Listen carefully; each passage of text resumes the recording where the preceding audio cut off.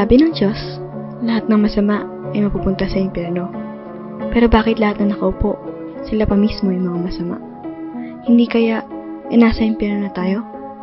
Bakit tayo naghihirap at natatakot sa parusa, habang ang iba ay nagpapakalabis sa kanilang nakaw at kasakiman nang walang nakukuhang hatol? Ano ang bigat ng parusang impyerno, parusang Diyos, kung pwede namang maranasan ang langit habang nasa balat ng lupa? At wag po nating kakalimutan, number 2 sa balota, Juan Marcelo J.M. Felipe. Idol! Maraming salamat po sa taus-pusong suporta, mga kabayan. Maraming salamat po. Hindi po ako makakalayo ng ganito kung hindi dahil sa inyo. Salamat po! Salamat! Nak, ayos naman ang forma. Ay, maraming salamat po, ate. Ito po ang inyong ayuda. Salamat! Sobrang salamat talaga. Hindi ko na kailangan pang pumunta pa sa palengke. Ay, okay na po. Basta ako, ang magiging essay chairman nyo. Tandaan niyo po na laging tapat ang aking servisyo. Ako po ang bahala sa inyo. Ay, mga pala ate. Picture po tayo. Sige, sige. Maraming salamat po. Maraming salamat po ate sa Ay, suporta. ako po dapat magpasalamat sa iyo. Sige po, mauna na po ako.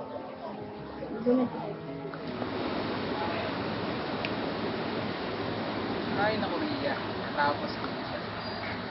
Nakakapagod. Ano next ganito?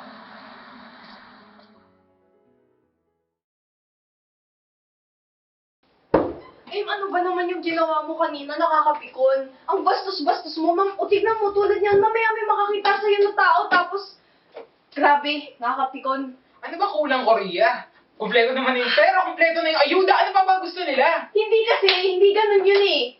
Dapat gagawa ka ng makakatatak sa isip ng ibang tao. Hirap naman nilang pasahin kung ganun. Ano ko? Siyempre, tao yung mga yon. Hindi porket may pera ka, ibibilin mo na or gagawin mo na lahat ng gusto mo. Yung tiwala, kinukuha yan, ha? Hindi siya pinibili. Sige na. Sige,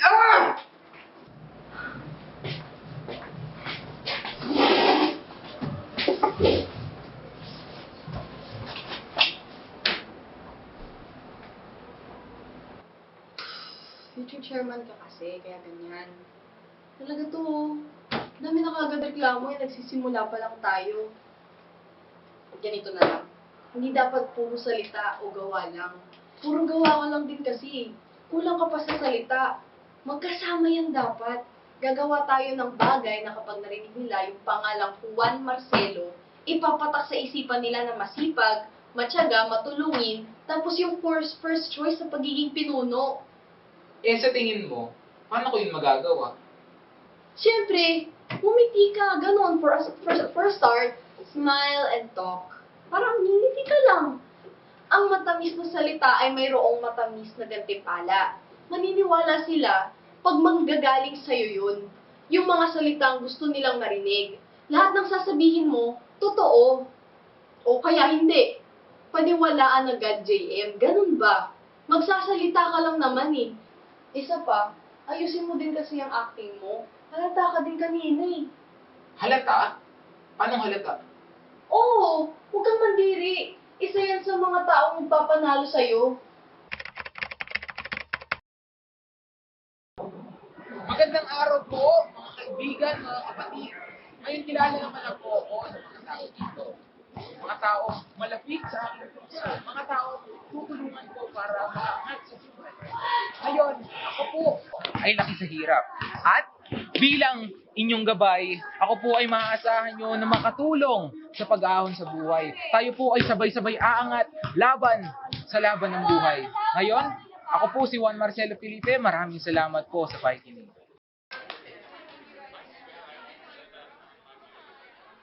Magandang umaga ho sa inyong lahat. May iba po dito, narinig na ako magsalita. May iba naman po, kilala na ako. Pero ngayon ay nandito po ako muli upang ipakilala ang sarili ko. Kasi para bang naramdaman ko na yung pagiging leader na yung calling ko. Ang inyong lingkod ay 5-time Voice of the Youth awardee. Ako din po ang isa sa mga student council members ng aming paaralan nung high school. At graduate din po ako ng summa cum laude nung college. Maaga po ako nagsimula magserbisyo. 14 years old pa lamang po ako ay kasama na ako sa mga voluntary efforts ng aming barangay. Feeding programs, cleanup drives, mga seminar, lahat po yan ay subok ko na. Dahil sino nga ba ang mag-aalaga sa bayan, kundi ang mga mamamayan. Ngayon po ay nandito ako sa inyong harapan upang mabigyan ng pagkakataon para magsilbi bilang inyong SK Chairman. Muli, ako po si Leonard de la Paz na nagsasabing, serbisyong tapat sa mundo ay magbibigay liwanag. Para sa bayan. Totoo po ba na isa kayo sa mga board of directors sa Youth Empowerment Council ng ating barangay? Oo naman po. Tapat, may pasihan ng mga kaibigan. Sakop po ba ng plataforma nyo na livelihood enhancement ang pagbibigay ng oportunidad sa mga estudyanteng katulad ko na kailangan makapagtrabaho? Actually, ate, maganda yan na ngayon pa lang ay naisip mo na magtrabaho para sa sarili mo. As an advocate for economic growth and development, I believe that everyone, especially emerging youth, should be given the opportunity for growth. But you should always remember that education is just as important. Kaya nga po tayo may mga libreng printing and other educational services din sa ating barangay ay para magkaroon pa tayo ng mas accessible na resources din sa mga ating paaralan para sa ating mga estudyante. Kaya kung ako man po ang papalarin na maging SK Chairman ay balak ko pong paunlarin ang mga ito upang makapag-accommodate pa tayo ng mas marami pang estudyanteng nangangailangan. Children should focus on their education but should never be stripped of an opportunity for growth. Kaya ate, kung kinakailangan mo man magtrabaho, sana hindi yun maging hadlang para sa pag-aaral mo. Just remember na proud ako sa iyo.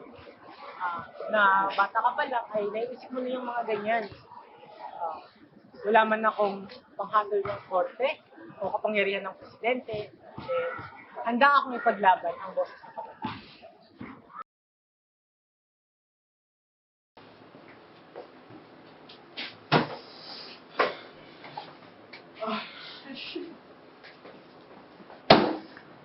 Ria, hindi pwede to. Nalalamangan na nila tayo. Anong gusto mong gawin ko? Ha? Ha? Anong gagawin mo? Hindi ba dapat ikaw yung nag-iisip niyan?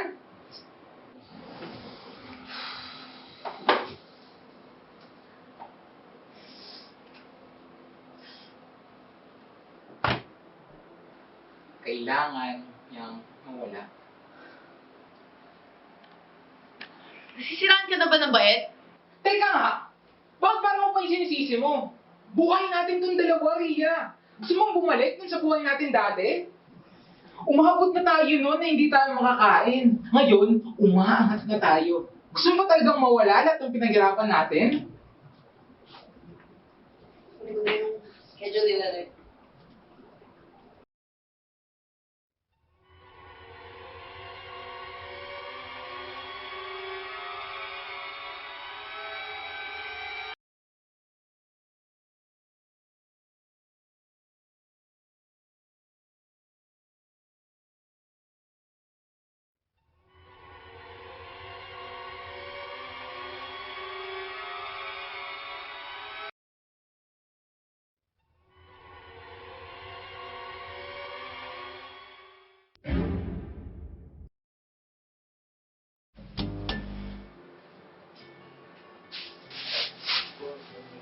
Ay, naku, Leonard. JM? Ano to? Nasaan ako? Bakit?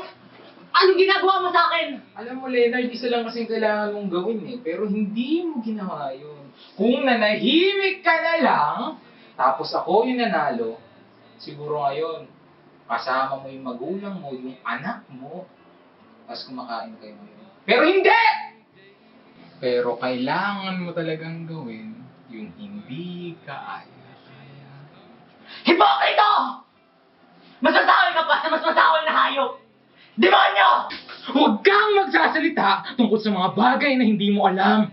Hindi mo alam yung pinagdaanan ko para lang makarating dito. Kaya manahimik ka! Eh di bakit mo ginagawa yun? Bakit mo dinudulot sa iba? Yung hirap na naranasan mo dati? JM, sasalina mo Manahimik ka! Ako ba talaga? Ako, yung mananalo!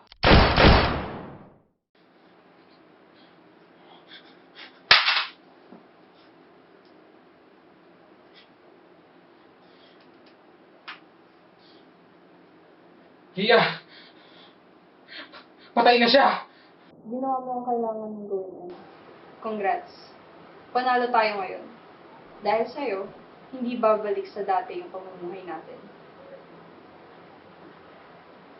Serbisyo para sa bayan. Alam mo ba yung sinabi ni Leonard? May utang ba tayo sa kanila? Ano bang ginawa ng bayan sa atin kundi pagmamaltrato at paghihirap?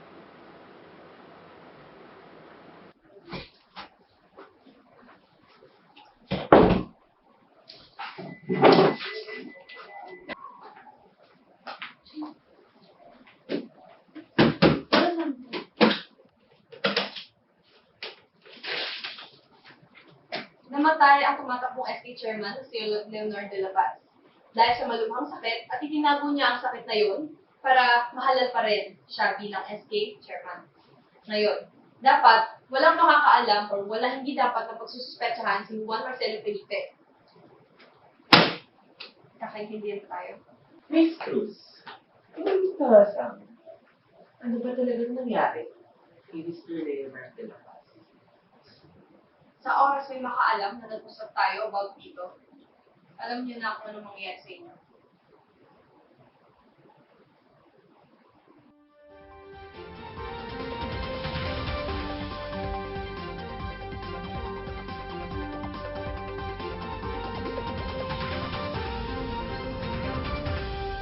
Nagbabagang balita, bayan. Ang tumatakbong SK Chairman at Youth Empowerment Council Director na si Leonard de la Paz, also known as Leo, minabalitaan namatay dahil sa isang malubhang sakit na itinago niya sa publiko upang payagan pa rin mga kampanya at mahalal bilang isang SK Chairman. Ang mga taga-suporta ni Sir Leonard ay nalungkot at nabahala dahil sa biglang pagkamatay ng aspiring SK chairman, Sir Leonard de la Paz. Isa kang naging mabuting mamamayan at marami kang natulungan. Napakasaklap lamang na dahil sa sakit ay kailangan mong mamaalam. May you rest in peace.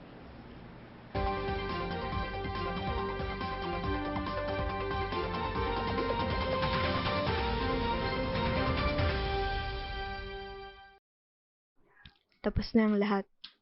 Dahil namatay sa malubhang sakit si Leonard de la Paz. Ang kanyang mga boto ay nalipat kay JM at naging rason ng kanyang panalo. May mga nakuha gamit salita, yung iba gamit gawa, yung iba gamit pera. Sa isang kurap ng mata, lahat ng gustong magsalita ay nanahimik sa pakita ng pera. Kasi, sino nga ba ang may pakialam sa mga isyu ng isang maliit na barangay?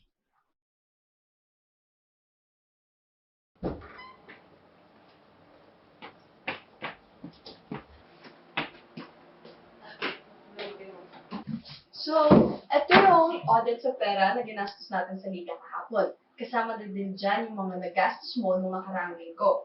Now, bukas din, meron tayong donation drive, we can get more. So, yayaman pa tayo. Sige, iwanan mo na dito yan.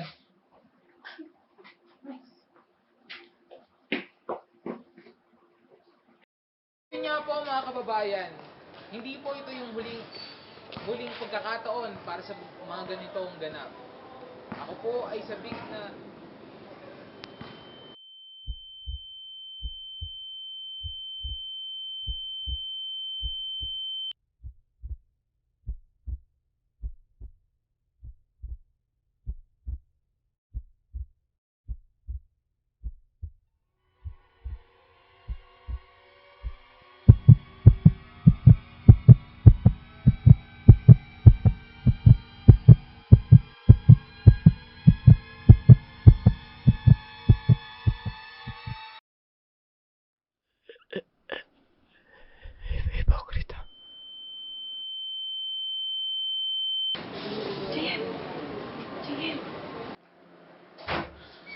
yan? Sinaulo ka ba? Iniwanan mo yung mga tao dun, oh.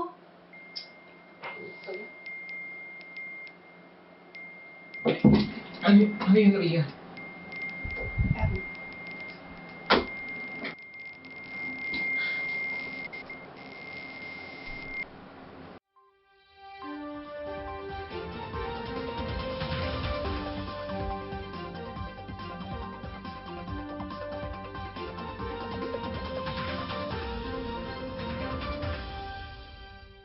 Magandang umaga, bayan. Ako ho si Isabel Mariano, ang reporter ngayon. Ilang araw nang matunog ang pangalan ng ngayong SK chairman na si Juan Marcelo J.M. Felipe. Makikita natin sa iba't ibang social media platforms na siya ang usap-usapan ngayon. Andito tayo live in the scene para tingnan ang sitwasyon. Tayo ay magtatanong sa mga tao na taga rito kung ano ang kanilang opinyon sa nasabing issue.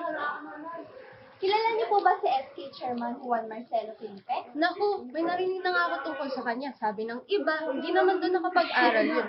Sabi na nga ng iba, dati daw siyang snatcher. Tapos meron nga, drug lord daw siya. Napaka-imposible naman to. Nung tumakbo rin kasi siya, hindi naman siya question kung anong history niya. Naku, bigay siya doon, pero doon, naku, nagdududa pa rin ako doon sa kanya. Parang di naman ganyan yung Boss JM na nakilala ko eh. Sobrang idol ko yan. Lagi ko nga siya nakikita na magbigay ng bigas eh. Actually, kung di nga dahil dyan, wala na kami makain eh. Sobrang laking pasasalamat ko dyan kay Boss JM na yan.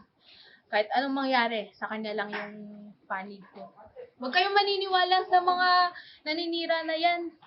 Nagtatrabaho na maayos yung tao eh. Binubulabog nyo.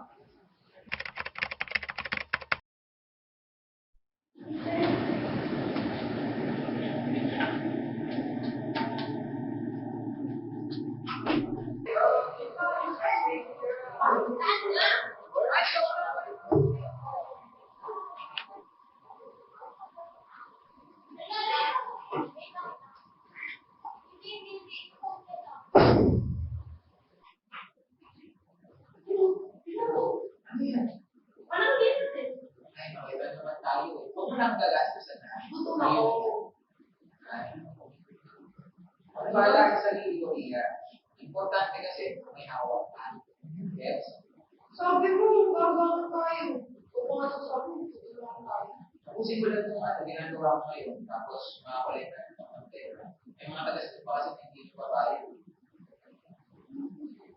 Wala kang magagawa. Ganun talaga. Hindi kita tayo sa kanila. Hindi tayo kumakain sa pag-aaral. Ay! Nga pala. Speaking of pag-aaral, nasa akin yung collection last week. Ito, ang dami kasi. Ano to? Ito yung pandagdag ng t-shirt natin. Ah, hindi na. Ako naman ba yan? Nakakulit na ako kanina. Okay. Ito to.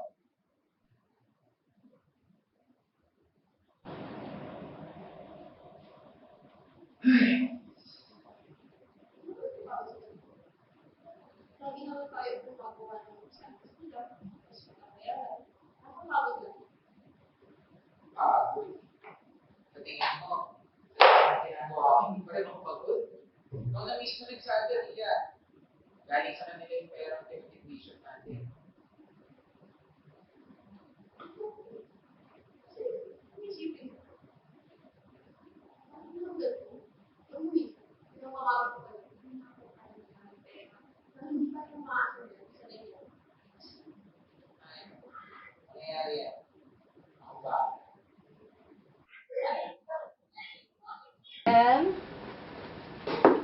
Alam ko, stress ka, pero...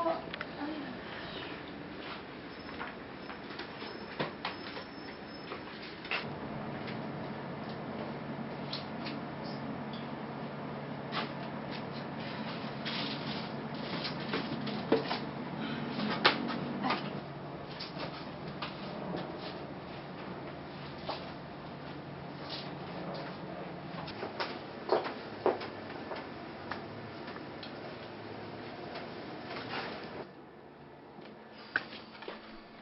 Ang tatay pala ni Juan Marcelo ay namatay dahil sa cancer.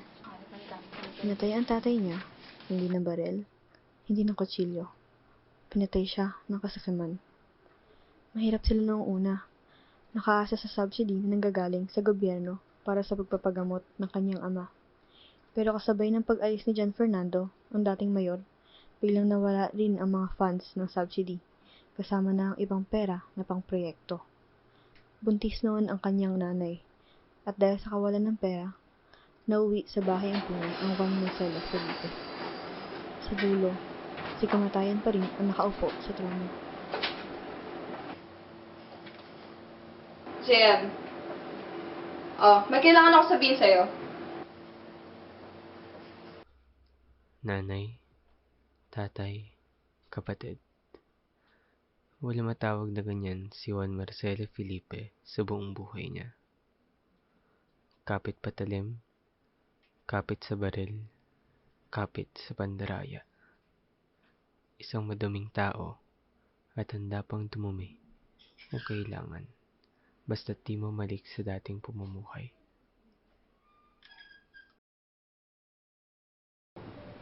Kamusta ka naman?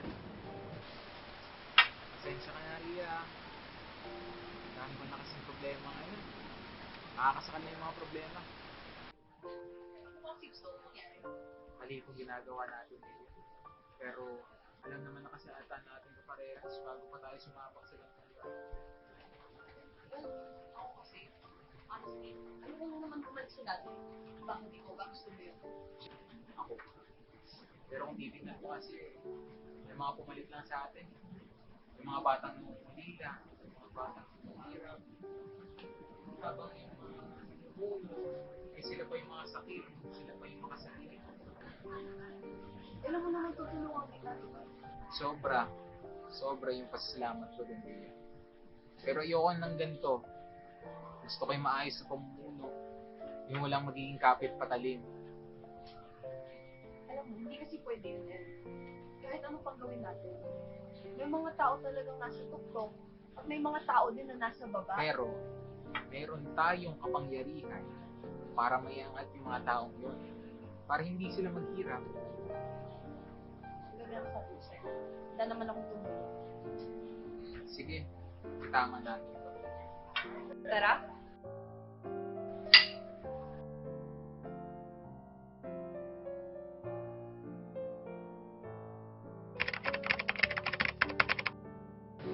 Magandang umaga po mga kababayan! Uy, si Boss! Maraming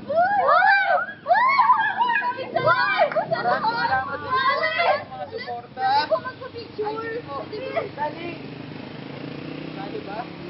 Okay na? Maraming salamat po!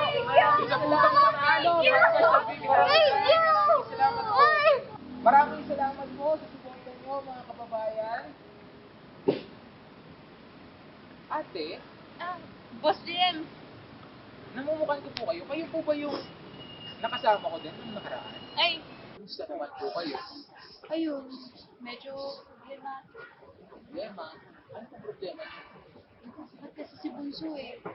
Ako lang naman yung bumuhay sa... Wala naman akong tinitignan na kaya sila...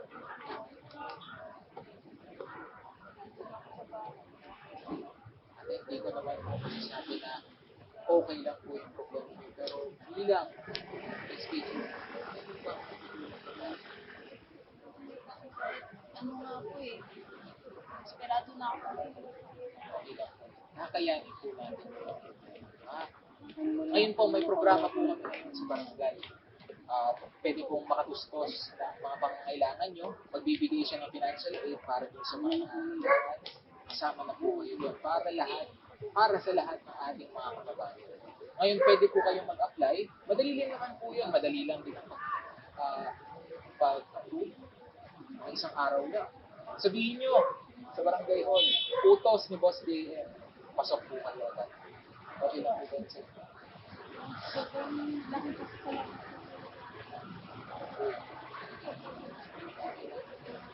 Maraming salamat po sa support. Magandang araw mga kapatid. Maligayang bati sa inyo lahat. Kilala na naman siguro ako ng lahat ng mga tao dito. Mga taong malalapit sa puso. Mga taong tutulungan ko upang umangat sa buhay. Alam ko na hindi ako galing sa kahirapan. Subalit, alam ko na malaking problema ang kahirapan sa atin. Ang aking ama ay dating mayor ng mahal nating Texas. At minsan niyang sinabi sa akin na ang paghihirap ng mga dating mamamayan Can you handle this first? na dapat magtulungan ang bawat isa upang maipanalo ang laban ng buhay. Muli, ako po si John Matthew Fernando. Maraming salamat.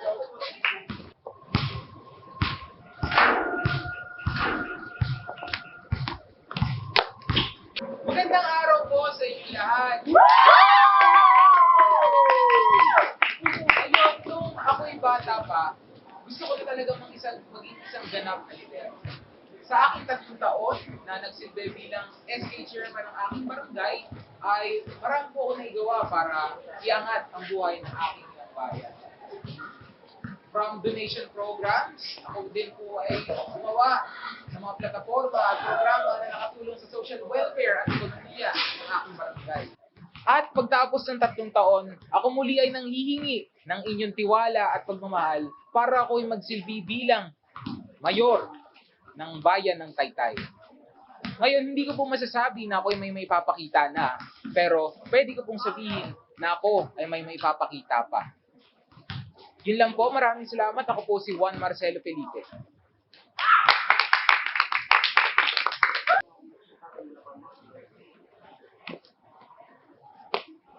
Sir, si JM Felipe, nakita ko po ang plataforma at mga programa nyo noong FT Chairman pa lamang po kayo. Ngayon, natapos na ang termino nyo, umaasa po kami na mas papalakihin at papaunlarin nyo po ang sakop nito. Ay, oo naman po. Sa aking mga termino at susunod na termino ay maaasahan niyo po ang magandang serbisyo.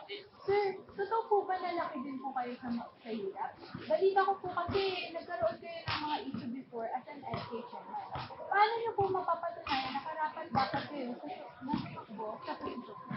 Matagal po ang 3 taon, especially during office. Sa oras na yun, natuto akong makihalubilo, maging pinuno, maging tao. Tulong ng aking katiwalay. Nasaksihan ko at nasaksihan ng tao kung gaano kabilis lumago yung ekonomiya at buhay sa isang barangay pag marunong yung mga pinunong napili. Marami pong magandang epekto ang aking pangunahing plataforma, ang Angat Kabuhayan, na akin ring may implement sa buong lungsod, sa buong Taytay, nang mabilisan kung ako'y palarin ng mayor. Magandang araw po sa inyo lahat. Pakalimutan, number 2 sa balota. William Matthew, JM Fernando. Salamat po! Salamat po talaga, idol! Salamat po! Po, si Boss JM pa. Hello po, magandang araw. Ito po para po. Salamat po sa inyo. Tama-tama. Ako, maraming salamat po. Nakaupo ako na pananalo ko sa mga mayor. Kaya parang ito. Pero picture tayo. Okay na, sir. Bye-bye! Ingat! Salamat!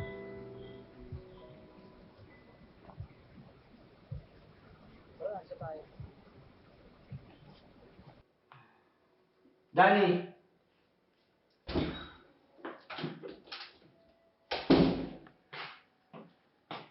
Ano yun, Sir Jem? Nakita mo naman kanina, di ba? Alanganin na tayo. Ibang magsalita si Felipe eh. Sabi sa akin, yung babaeng bubutot sa kanyang may gawa. Tumbay na ba natin, boss? Kilala mo talaga ako, Daddy. Teka, seryoso ka ba, boss? Hindi natin pwedeng siraan yung mga taong may papakita na. Dahil sa atin din babalik yun kung sakali. Mas mabilis kung... Parang namang unang beses natin gagawin to, Danny. Nakakaya sa mga pisan ko kung hindi ko maipapanalo ang pagkamayor. May isa nga sa kanila plano tumakbo bilang presidente.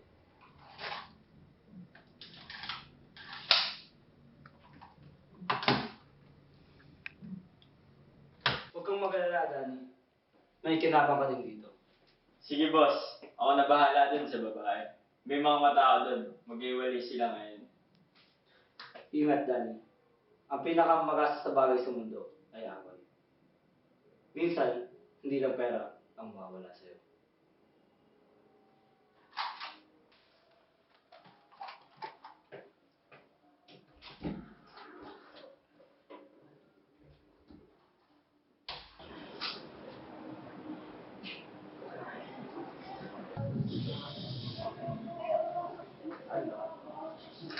Paano Felipe?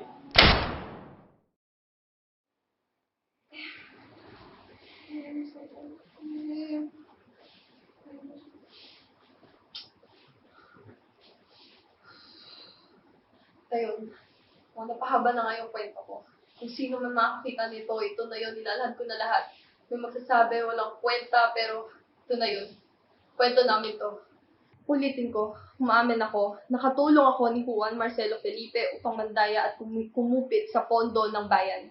Ako ang nagplano sa pagdakip ni Leonardo de la Paz na nooy kumandidato para sa SK chairman. Si JM naman ang bumaril dito. Ako si Maria Rose Cruz. Humihingi ako ng tawad para sa aking sarili, pati na rin sa aking kasama na si Juan Marcelo Felipe. Hindi dahil sa lahat ng gawa ko, naming pandaraya at pag-apak ng karapatan ng may hina. Maging makilatis kayo sa mga leader na pipiliin nyo. Dahil hindi lahat ng nakita ng inyong mga mata ay siyang matitibo ng mga tao.